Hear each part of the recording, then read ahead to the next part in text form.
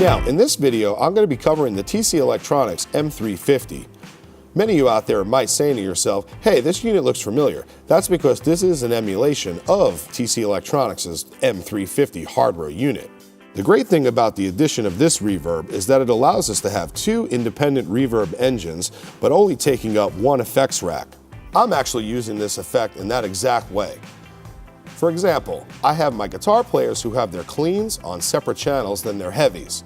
I'm not adding any reverb to the heavy channels. However, on the clean channels, I'm adding some reverb. Also, each guitar player has their own acoustic guitars that they play from time to time.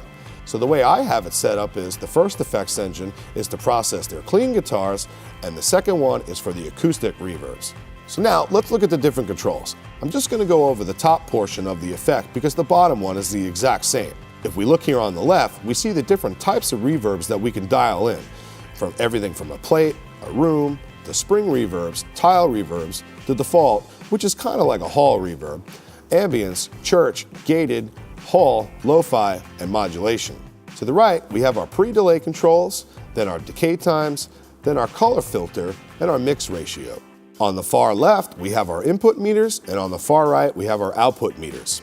Down at the bottom, we see here in the top right-hand corner that this effects engine has two pages that we can scroll back to. So let's scroll between the two. All it's doing is just dropping it from the top effects unit down to the bottom unit.